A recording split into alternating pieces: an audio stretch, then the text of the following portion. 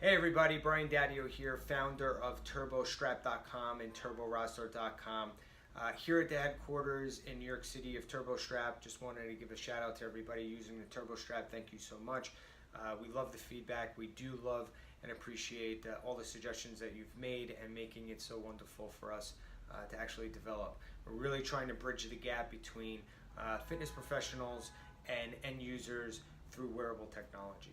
So I wanted to take a minute because a few trainers and a few users mentioned I should probably do a video just to discuss the different devices and some of the functionality. So let's start with the Scosche band and the TurboStrap white label band, which is from Scosche. It's here located on my arm. So you could wear this on the inside of your arm as so, or on the outside of your forearm as so, or even on your bicep or tricep. It doesn't really matter in those places. I personally do like it on the inside of my arm. It's easier to do curls and so on and so forth. So let's just talk about the device. The device has a plus and minus sign. It doesn't really do much, sorry. They were just there to increase the music in your phones, your headphones, and unfortunately we just decided with all the Bluetooth phones that are out there with earbuds and Beats by Dre, we decided not to integrate with that feature. So to turn the device on, you simply just press the middle button. The middle button will start flashing blue and red. That just means it's on. Now, if it starts flashing in the back, green and yellow, that means it's connected to your phone and not the application, if you've done this prior to pairing with the application. That could cause a lot of distress on the app because the device can only pair with one unit at a time. So just make sure that that's not on. If it is on, check out our help page. We have instructions on how to disconnect it from your phone. So if you do press this device and you do pair it successfully, the back of the device is going to start flashing yellow and green. So that means you are paired with the device and you can begin your workout by starting your workout by pressing the start button, which is a plus sign, entering what you're doing, and then beginning and continuing your workout.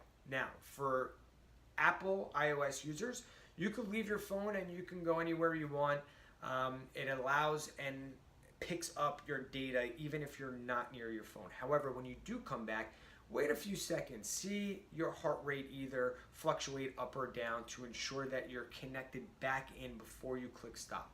When you do click stop, it's going to take about a second or two, upwards to a minute, to download all that data. We're capturing a heart rate every second. So imagine if you were outside of your phone for 10 minutes, that's a lot of data points that we're trying to get back from the device.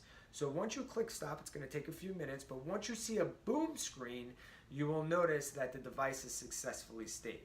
Now, you still have to wait for the device to clear that data out. So it's going to take even another second after it's saved successfully to remove from your band, and you'll notice a blinking light happening on the device itself. So after about 5 or 10 seconds, it is now safe to hold down the middle button until you see a steady red light, and then release it, and it will properly shut off. So the device has roughly about 4 to 6 hours worth of battery and about 3 hours of storage. So it's good to charge it every, I would say, 3 or 4 days, depending on how long your workouts are.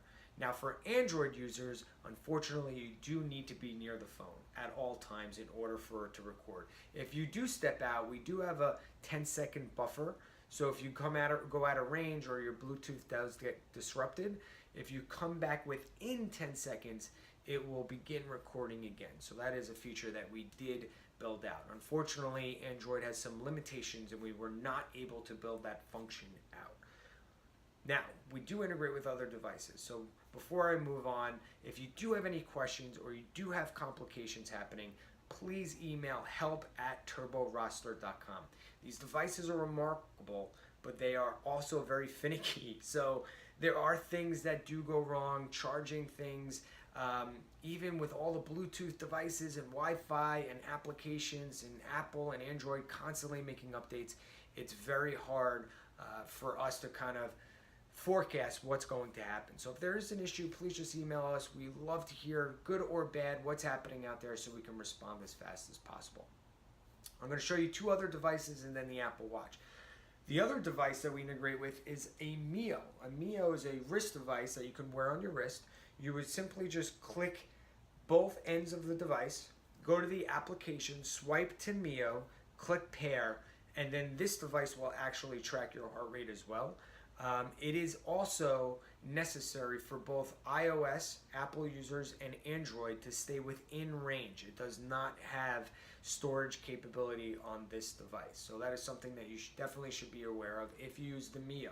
But similar to the functionality of all the other devices, you click start, you do your workout, you click stop, it saves, and then you can power it down. But going forward, it should recognize this device moving forward. The other device that we also integrate with is a chest strap. So the chest strap shown here will allow you to turn on, go to the application, pair with the chest strap, and do the similar functions as the Mio watch. The last item I want to show you is the Apple Watch. We are still going into beta with this, but it is almost done. So we're hoping to have it out in the middle of May. So it's a little delayed and I apologize, but it's also a very tricky device to use. But what's great about it is you could start an activity right from the watch. You don't need to be near your phone. It will track on the watch, and then the next time you're near your phone, it will transfer the data and allow you to record the data onto the app. So the Apple Watch is definitely something very cool that we've been working on now for about 4 or 5 months, and again, will be out hopefully by mid-May. We were going to release it last week, but we did catch a lot of bugs with it. So we do apologize for the delay for those that do have Apple Watches, but it should be out shortly. Again, if you have any issues with anything, please email us at help@TurboRoster.com. Somebody